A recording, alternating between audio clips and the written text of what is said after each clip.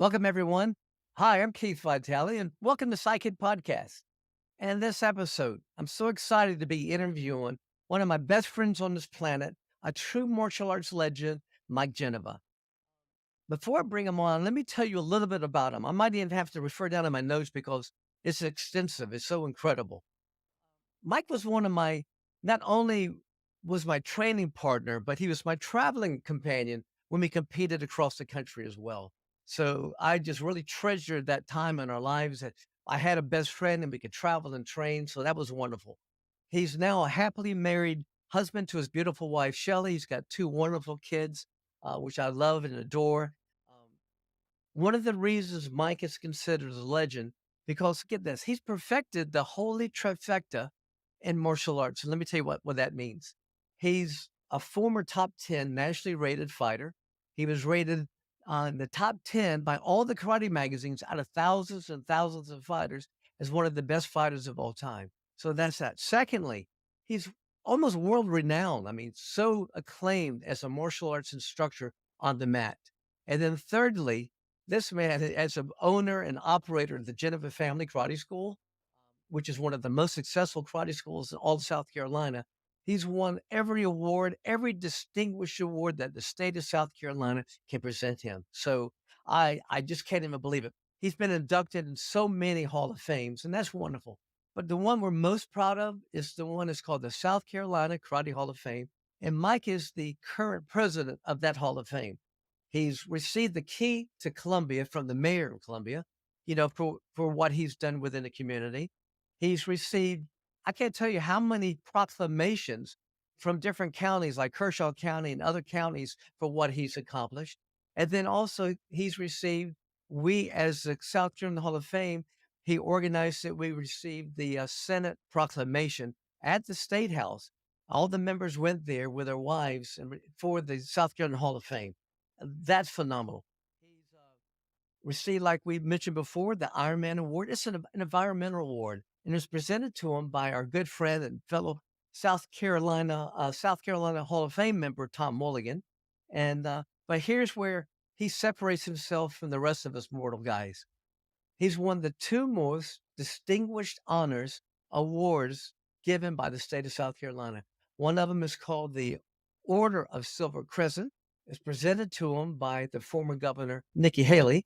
And then also the Order of Palmetto, which is presented to him by the current governor, Henry McMaster. Now, these distinguished awards are usually bestowed on ambassadors or as judges or senators or congressmen or whatever. So what a phenomenal honor that they bestowed these two highest awards, civilians awards, on you, Mike Genova. So that's phenomenal. Please, everybody, welcome my good friend, Mike Genova. Welcome to the podcast. You, Keith. That's so nice to hear. Thank you so very much.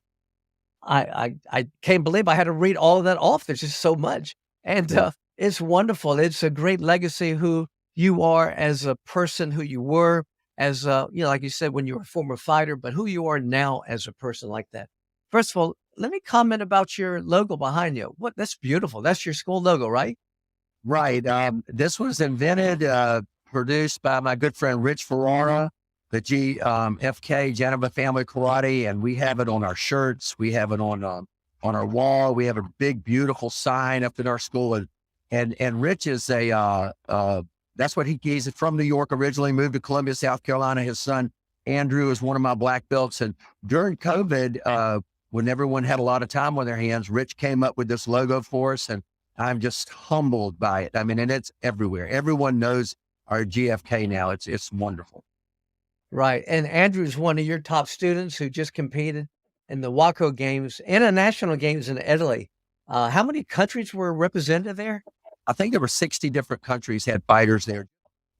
Well, when I first started the martial arts, my roommate at the time and best friend at the time, Bruce Britchie, was traveling. And this was back when there was no gear. This was back in the late 60s, early 70s. And Bruce and I were friends. And I was doing basketball and soccer in high school and got out of high school in 1971. And then I started racing bicycles. And Bruce was bringing home these huge trophies. And I was winning the bicycle races and bringing home very, very small trophies. And, being that male, I wanted the bigger trophy. So The spring of 1972, I said, Bruce, I'm going to quit all this bicycle racing and I want to do the martial arts with you, do karate, be a karate fighter. And he looked at me and he said, I'm leaving in 2 weeks for Long Beach, California for Ed Parker's Internationals. You want to go with me? And I said, absolutely. Well, I had been reading the magazines all along. The Black Belt magazine was the only magazine that was out at the time, official karate magazine a little bit. And I knew who Chuck Norris was and Dan Anderson, who later became a good friend, Bill Wallace. And so Bruce and I flew out and we went to the International in Long Beach Arena, and I saw all the people, all those guys that I had been reading about. I sat at Dan Anderson's ring and watched him fight Byung Yu and watched Byung Yu fight Joe Louis, and Joe Louis lose to Darnell Garcia for grand champion, and I was hooked. But as far as the golden era goes, that was the beginning of it. But when the gear was invented by our good friend June Ray, who passed away several years ago, that just blew it wide open. It blew it wide open. The magazines started covering the fighters. They started covering the tournaments. We could see our pictures in the magazines, our names in the magazines. They would do our favorite fighting techniques. So it gave us something to strive for. I mean, it gave us recognition nationally. I remember you and I went to San Francisco one time to fight. We were in the bookstore looking at the newest karate magazines, and kids were coming up wanting our autographs. We weren't at a karate event. We were at a bookstore, and children knew us and wanted our autographs. I mean, I was like, okay, wow, this is awesome. But that's why it was a golden era. And, you know, I've been to a few tournaments over the last several years, and there may be 6 or 8 fighters. I remember being in Dallas, Texas, where there were 2 rings of 60 fighters in the middleweight division, 2 rings of 60 fighters, 120 fighters for 3 trophies, 3. And they didn't give everybody a trophy like they do these days. There were 3. I mean, so yeah, it was a golden era. And back then, and the most important part, Keith, and you know how this upsets me, there was one number 1, and that was you. There was one number 2. That was Ray McCallum. I know who was rated. Steve Fisher was number 3. Dan Anderson was number 4. John Longstreet, number 5. Larry Kelly, number 6. Bobby Tucker, number 7. I mean, there was one top 10. There weren't 10 top 10. And that's why it was the golden era. Yeah. Yeah. I enjoyed it too, because I think we were so blessed to compete at that time. And let me tell you why as well. I think that we had the magazines, the official karates, Black Belt magazine, the Karate Illustrated, Inside Kung Fu, Sport Karate. We had these magazines that followed the tournament circuit, and they wrote stories and printed them on the event. And then they published the winners of these tournaments. And then they put certain people on covers. And it was these magazines that created the stars. Because of these stars, you know, they were known because these magazines traveled all over the world. And it was fortunate for us to be so blessed to be fighting at a time, competing at a time, to where we had magazines that followed our every move and wrote stories on us. Let me tell you, and you can't discount the covers. It's because of the covers. I was on so many covers at one time. I believe in the 2 editors used to fight about this. It was Karate Illustrated and another one, Official Karate. Actually, yeah. I was on the covers, and what happened was, it was Canon Films happened to be at a bookstore, and what they were searching for was a new face. And then they called me up and they invited me to come to California and star in a movie called Revenge of the Ninja, which was a phenomenal hit. And you got a chance to come down and be in the movie at the same time. Now, you almost ruined that movie for me because I was teaching classes at the time, and I had a phone call. And I remember Kathy, my wife now, she came in and she says, there's somebody on the phone. And I said, well, I'm teaching class. And it says, really important. So I got out of class and got on the phone. This person says, hi, I'm Priscilla McDonald. I work with Canon Films.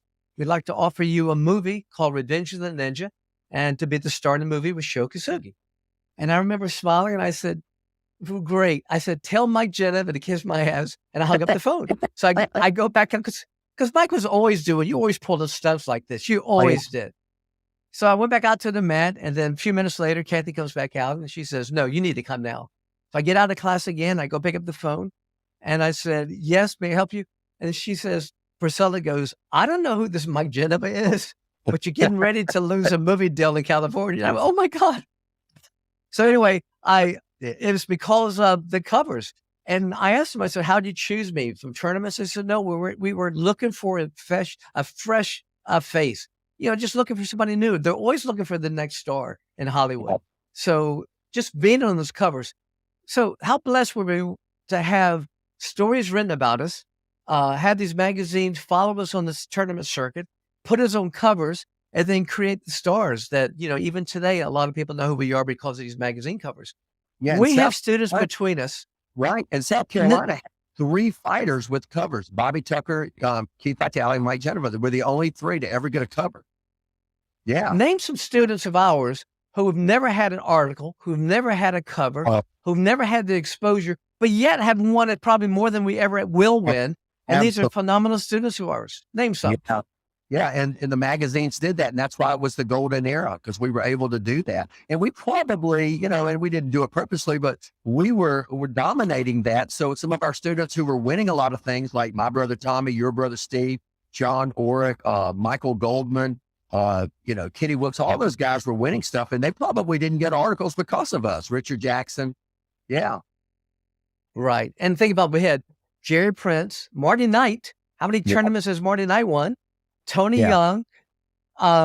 Just think about Michael Goldman. Michael got some exposure, but here are these phenomenal fighters, and most of them got very little exposure.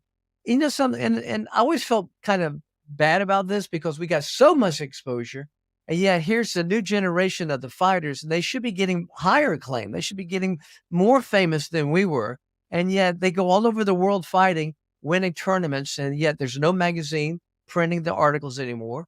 There's no covers on martial artists anymore. And again, speak to the fact about world champions.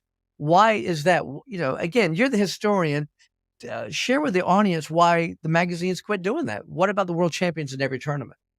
Well, I think what happened is when you retired, the bottom fell out. It really did. And I know you're my best friend in the whole world, Keith, and you don't want me to just gloat on you, but you were a personality in the ring. You were a walking champion. I saw other people win tournaments, but they didn't sign autographs. Nobody wanted their pictures made with them. They didn't carry themselves.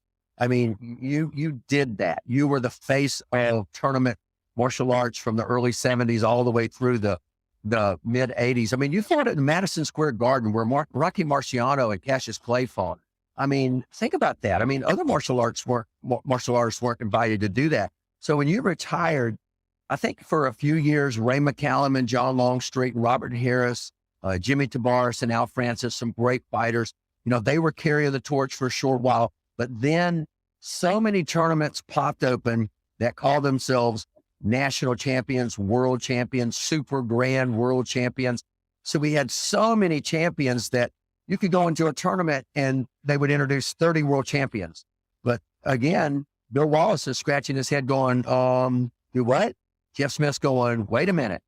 And so now there are just so many, but Bill and Jeff are so humble about it. They don't care, but it bothered me because, Bill Wallace and Jeff Smith and Howard Jackson and Chuck Norris and Joe Louis, they were world champions when we were coming up. And then, we took that torch, and then after that, they just gave it out too quickly. And then it's very disappointing to me. And I think that's what happened to it.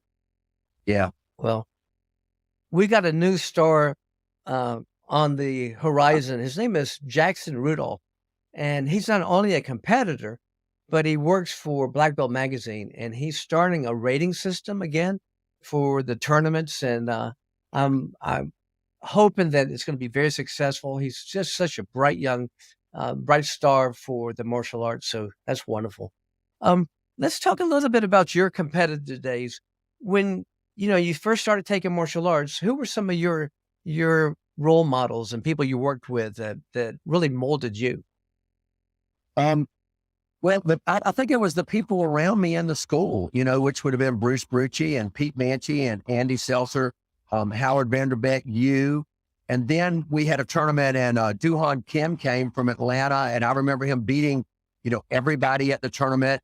And I went, okay, well, these are people that, I want to beat, people that I want to train with, people I want to, see what I can learn from. And so that's what it was. And then in 1973, went to the Battle of Atlanta, and Joe Corley, who was a great promoter, he had his tournament of champions, and they lined up like the who's who from the magazine with Everett Eddy, Jeff Smith, Howard Jackson, Right. Bill Wallace.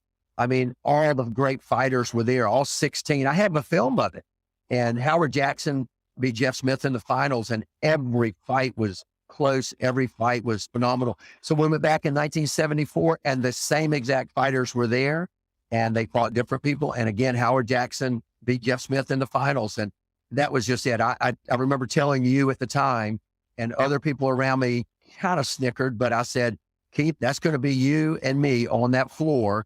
And that was in 1974. And in 1977, you and I were on that floor in the Tournament of Champions. And we did that in 77, 78, 79, and 1980. So for 4 years, you and I made the Bout of Atlanta Tournament of Champions. And along with that, my brother Tommy, your brother Steve, Michael Goldman made it 1 year. So yeah, but you and I made it for 4 consecutive years, and you won grand champion of the Bout of Atlanta for 2 years, just like Howard Jackson, which, I think those are probably what inspired me the most at that particular time. That's wonderful. So what do you think about the full contact match? So you excelled in martial arts and tournaments, and you were going along great. And then there was a pivotal time in your life that kind of changed your life and put you on a path. And I think you leaped forward because of this. Talk about the full contact match when it first got originated with Joe Corley at the Township Auditorium. Well, it started in California when Bill Wallace won the middleweight, Joe Louis won heavyweight, Jeff Smith won light heavy, and Howard Jackson lost and in the lightweight division. And we watched it. Everyone in the martial arts watched it on network TV. And Joe Corley, he actually told me one time, he's in Atlanta. He said, I'm going to try it in Columbia, South Carolina first. And that's what he said before he brought it to his hometown. And he rented our biggest auditorium at the time, Township, which holds a little under 3,000. And he literally sold more tickets than they had seats. It was standing room only, which they don't allow these days because of fire regulations. But I fought Sam Chapman, who was the number 1 rated middleweight in the South. You fought Bobby Tucker, the number 1 lightweight. Bruce Brucci fought Keith Hayflick, who was a former boxer who learned some kicks and was a karate guy at the time. And Jerry Rome later became a heavyweight champion. He fought Frank Wood from Atlanta. And that was the 4 fights. And it was a phenomenal night. I won a knockout over Sam, and you beat Bobby Tucker. And the reason that I'm saying that was a pivotal point, had I lost that fight that night in front of all of those people that knew me in Columbia, South Carolina, I probably would have never continued my karate career. It was before I had my school by 1 year. I probably would have just not done it because everyone would have seen me do that. And then to open up a school would have been very difficult. So I think it was a big pivotal point in my career.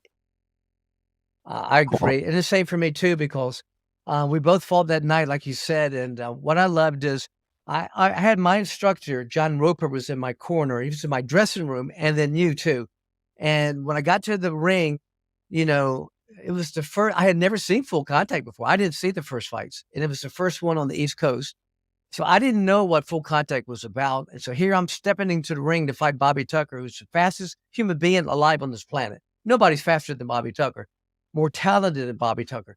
And thank God you were in my corner because you gave me such good insight and good tips. At the end of the first round, I got dropped one time, and Bobby Tucker hit me with a red hand. He took me down, and I got back to the corner. And I remember looking at you, and I said, Mike, what's he hitting me with? I didn't even see it. And you're so analytical at that time. And I mean, you're such a smart fighter. You said, Keith, you're sliding up. And every time you slide up, he's stepping inside with his ridge hand and he's hitting you. Quit sliding up. And so I stopped sliding up and changed sides and just changed everything that I was doing at that time. And fortunately for me, I won my fight. And then I was in your corner for your fight with Sam Chapman, Sam was the toughest fighter on the planet at the time. Right. And Sam is Bobby's instructor. So here you go. You got this toughest fighter with the fastest fighter, and they're fighting us. And They were supposed to beat us and knock us out. And we kind of turned the tables on both of them. And it was a feather in our cap. But thank goodness. But it did. Every family member was there. All of our friends that we knew from high school and college were there. Place was jam-packed. And I just think that if we had lost that day, it might have changed our lives a little bit. So Well, I'm well, Keith, so well, Keith, that may have been glad we my won it. well, that could have been my pivotal moment, but I don't think it was your pivotal moment. I think yours was in the Battle of Atlanta. And we went, and it was the first time we had taken you to the Battle of Atlanta. Bruce Brucci and I convinced you to go, and you were fighting in your division, and you were down 4-0 with seconds left to go in the match. And at that 10 time, seconds. yeah, and Joe Corley had a special point system that one year that if you were in the air and you did a jump back kick that landed on the head, you got 4 points. And you did that in the last 10 seconds and tied it up and then ended up winning, I believe, with a back fist, if I'm correct, and won your first fight. And then you went on to beat top 10 fighters, Ken Dallas and Larry Carnahan and Mike Coles, and lost to Bobby Tucker in the finals. Am I correct on all those fights? Exactly. I was overwhelmed because it was you and Pete Manchi and Bruce Brucci convinced me, because I was tribal myself. I was taking karate at the University of South Carolina under John Roper, and I was really only going to most of the time Taekwondo tournaments. So you guys encouraged me to go to this open tournament, and I said, "What's an open tournament?" Had no clue, but you guys, you were so supportive, and you said, "We think, Keith, that you could do well by going to a national tournament." So I went in, and then the Battle of Atlanta, phenomenal. I think it was Georgia Tech basketball court, thousands of people there. And I just had never seen thousands and thousands of fighters. And I know my first fight, like you said, this guy just whipped my fanny. He hit Yeah. me and hit me and hit me and beat me. And he was more advanced than I was at that time. And apparently I was sliding up a good bit too. And I just remember going, man, this guy's just so good. And when the judge said 10 seconds, I remember jumping up, hitting him with a jump spinning back swing kick. I hit him in the head. The score's 4-4. And then the next point, I scored with the back fist, and then I won. Well, that was probably the best fighter I'd ever seen in my life, was that guy. So anyway, I continued to fight and fight and fight. And like you said, at the end of the match, I lost to Bobby Tucker, was seated. So he hadn't fought. I had fought 8 fights. And then a guy all day. He sat in a yeah, chair and all day. Yeah. Which and is a guy smart. comes over to me and he goes, I just want to let you know that you did well tonight. I said, well, thank you. He says, do you have any clue who you beat? And he opened up the magazines. In that first tournament, I had beaten 4 of the top 10 in the nation that day. In my mind, I thought the guy that was kicking my fanny in the first fight was the best fighter in the world. But it Right. was you who put it in proper perspective. It was your observation, because you're right. If I had lost that fight, it's my first national tournament. I would have gone back to Columbia with you. I would have become an attorney like I was hoping to become. I would have gone a whole different path. Martial arts would have been just something as an exercise. But Right. because of that one fight, my path took a whole different direction.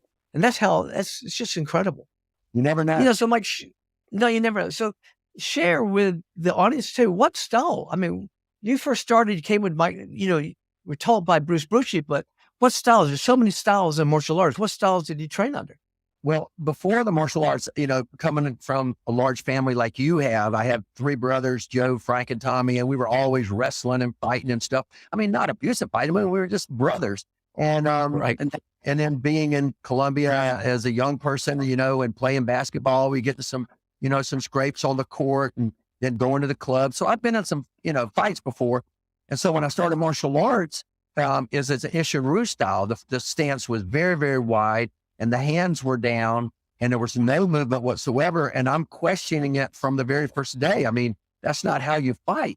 And so I went into a martial arts school, Barcoach Karate School, after Bruce had been working with me some. And I fought 3 or 4, of his color belt, blue and green belts people. And when I fought him, I didn't have any trouble with him.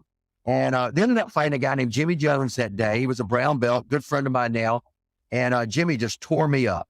And so I said, okay, so I didn't like that style of standing still with my hands down. I wanted to get up and fight. So that's when I started, saying, okay, I don't want to be stuck to a style. And that's where it all started, not wanting to be stuck to a style. So, of course, we later on hired Bill Wallace, and he came and spent weeks with us and trained us. And Bill really didn't have a style. I mean, he had, a little bit of a variation of lots of things. And that, I don't know what style you would say I am. I call it American style because you incorporated anything that you saw that you could pick up from other people, and you put it in your fighting regimen. And you were such a smart fighter. And one of the things you would do, you created the circle kicking. Talk about that. We go to tournaments and how you created that. Well, we did it in the school first, and you were a part of that too. We would just make a circle and we would be real informal, and I would kick, to my right, you would kick to your right. We would block it, and we weren't trying to really score. We were just warming up our kicks. Instead of hitting a target or a pad or in the air, we were kicking at each other. And then we would go to the left and we would do different kicks. And so when we got to tournaments and I was becoming nationally known and they had my favorite fighting techniques in the magazines and people were watching me, I didn't know anything about other fighters if they knew about me. And so I wanted a little insight on how they fought when we would go to Minnesota or Oklahoma or Texas. So I would get out into the area and I would actually go to the tournament directors sometimes and have them call the division up a little bit early so we could meet and warm up. And I would get up and I would start that circle kick. And then once I got it started, I would sit down and watch them and see what the fighters in my division were doing. And, Dan Swenson from Colorado, Mark Hurst from Kansas, Terry Norbloom from Minnesota, all these guys, I ended up fighting all these guys. I mean, they were gunning for me, but I'd never seen them fight. So this gave me an opportunity to get them up, kicking in a circle, and then watching them. And, they never figured it out, but it was all good because I beat them all. But, and I don't think, and I don't mean that, arrogantly. I just don't know if I would have been able to do as well, not knowing what they had. But by the time I fought them all, I saw everything they had. So that's the kicking circle. I think one of the legacies of mine and your career is our South Carolina Hall of Fame. Talk about that and you being the president of it and some of the members. Well, the South Carolina Black Belt Hall of Fame started about 20 years ago, and the only three members were myself and you and Bobby Tucker.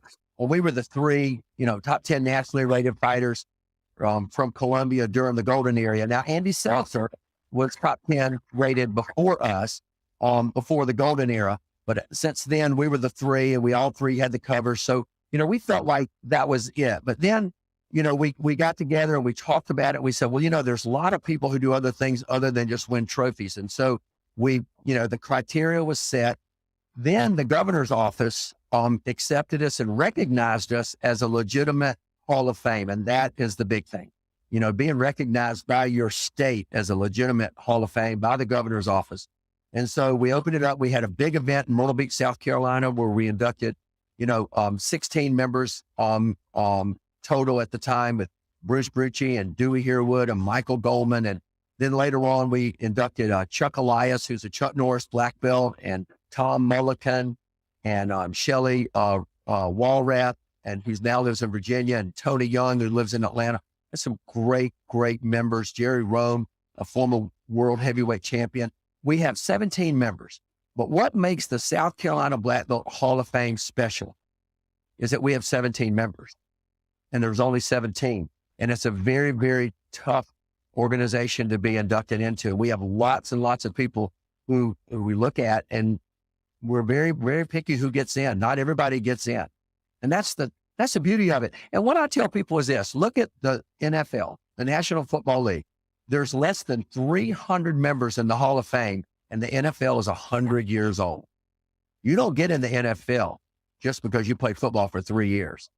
And you have to be something special. Or Tom Brady, you have to be special to get in. And we feel the same way about our South Carolina Black Belt Hall of Fame. And I've had people from all over the country call us and ask us about it. And they want to start one there, and they just can't seem to get it done. So we're very proud of that. Right? Very proud of that. I liked your analogy. You said you love basketball. You played basketball your whole life. You probably played 40 years of basketball, but that didn't qualify you to be in the NBA Hall of Fame. Just Absolutely. because you were there for so long. But you should be honored if you did play basketball, and we do recognize in the Hall of Fame for other martial artists and greats and past champions. So we try to recognize as many people as we can. We got Steve Vitali and John Ork and Marshall Field. Who else do we have in there? We have Tony Thomas. And we have an upcoming one. How about the upcoming one we have? Who's being inducted in that? We have Bill Huggins, who's been running a Taekwondo school up in the Greenville, South Carolina area since the early 70s. He took over for his instructor, Billy Hong, who died in a plane crash back in the 70s. And he's taken over that program, and he's been running it ever since, which He's done a phenomenal job in Taekwondo in the upper state. And then we have Ray Thompson, who has probably the most beautiful martial arts school I have ever seen in Simpsonville, South Carolina. I mean, it's like Disney World. It's unbelievable. And his son, Stephen Wonderboy Thompson, he trains him. So Ray is a very deserving member as well coming in. We'll be doing that on May 20th up in Simpsonville, South Carolina. Oh, it's wonderful. You know, I love our organization. Tom Mulligan's in it. You know, we have so many wonderful members that are in it. They're so distinguished. It's just an honor to be a member among all of them like that.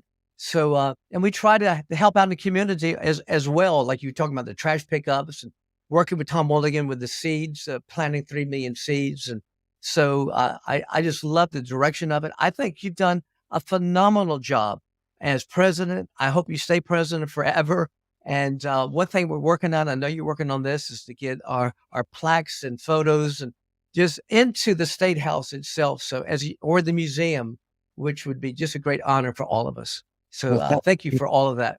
And Keith, I'm going to get that done because, you know, when we're gone, I want it to be a legacy of martial arts where they don't think of us as just kicks and punches, but what we've done in the community and how we build great leaders in the community. That's what I want them to think of us when they think of martial arts.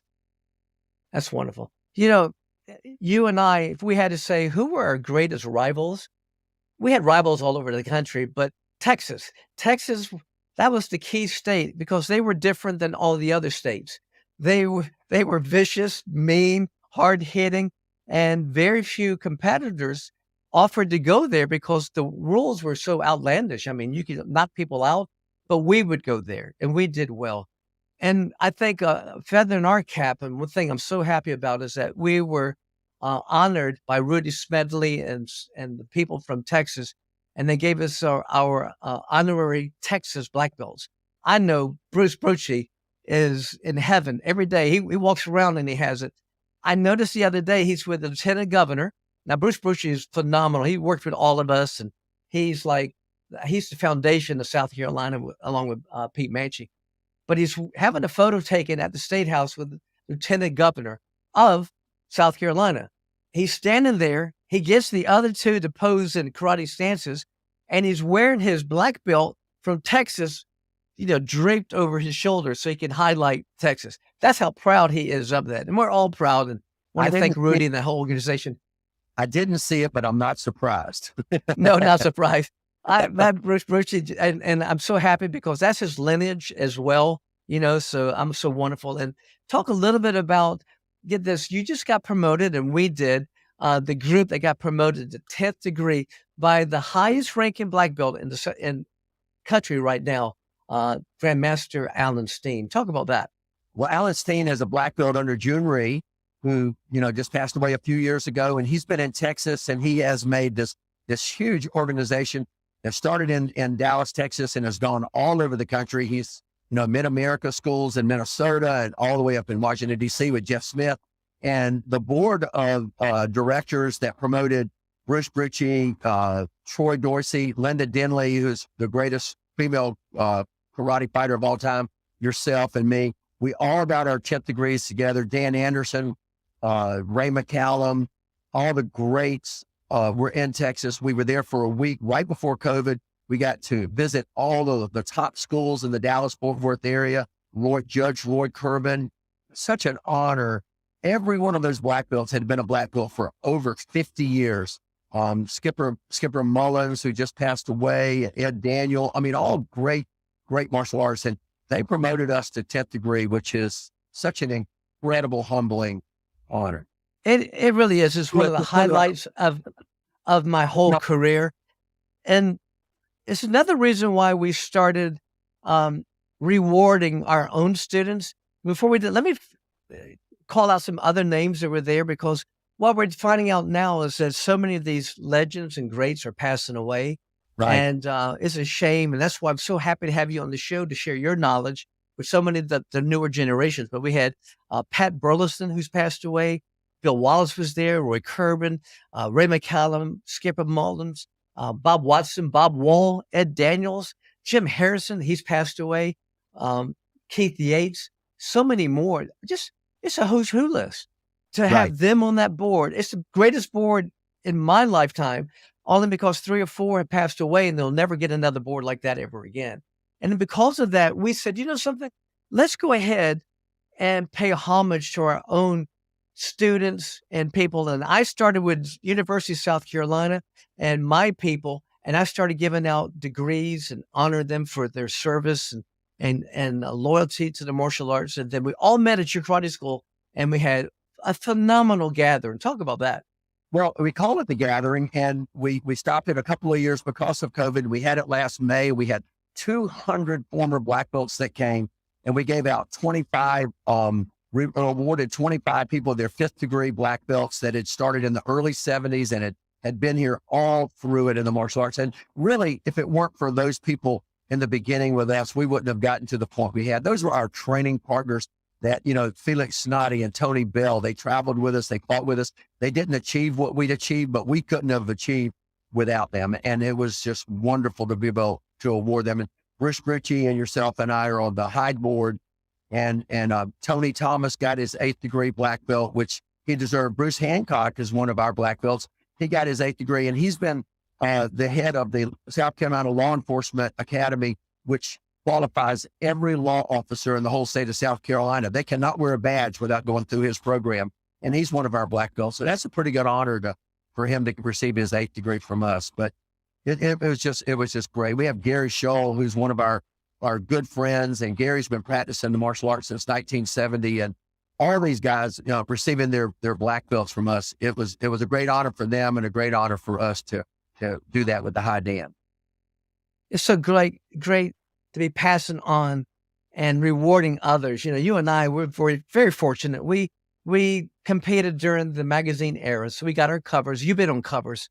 You've got so many stories about not just features on you, but also you win in tournaments. So we were so blessed at that time. And I would say the majority of these people haven't been, and it's so wonderful. It just felt wonderful to reward these people. We didn't know it at the time, but it meant so much to them. It was really it was making me feel better and you feel better, and Bruce Brucci. We wanted to reward these phenomenal black belts that have been so loyal and, with us for over the years, but yet to hear the testimonials from them, John Bellinger and Marshall Fields and Joe Fracchieri and all these other guys, everybody, my brother Ricky, and got his 8th degree, and on and on and on. And it was just, it was mind blowing and so wonderful, a sensation to see 200 black belts being rewarded and loyal. And it goes to say who you are. You hosted the event, and we're so blessed to have this many wonderful friends. And again, I mentioned this before, but let me just tell a quick story to the audience and the listeners of this. I respect you so much as a black belt, as an instructor, as a good friend. When it came time for me, when I was writing my kids' illustrated book, it's called Victor Stops the School Bully. And it's an illustrated book that I co-wrote with my 10-year-old grandson, Sam. One of the highlights of my life. I just love having a book out there. And so I had to get it illustrated, and I needed a character, an instructor, a cartoon character in the book who's going to guide Victor throughout the story in the book. Instead of choosing myself, I chose you. You are the instructor in that book. You did it. It's wonderful.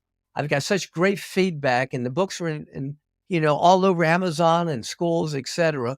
And I'm so honored that you took the book and you printed it out, you had it framed, and you put it across your back wall. And I encourage and recommend, if anybody listening to this, you get a chance to visit Columbia, drive by, say hi to Mike Genova, and walk around his school. It's more of a museum. Just walk around and look around and go, who could have won all these awards? You know what I'm talking about? I didn't say one time that you're 10 times world champion or 25 times world champion. I didn't say you won 800 tournaments. Nothing about that. It's nothing to do with that. It's who you are as a person. It's who you are that's reflected in what you've done for your school as well as your community. So I just want to thank you for being on the show. I think the fans are going to love hearing all about your life and you sharing these stories with them. And again, I want you, please, out there to check out the other Mike Genova episodes. And I've got plenty more episodes out there, podcasts out there. So check those out. Please, I want you to like them. I want you to share them with your friends. And of course, subscribe. Until next time, ciao.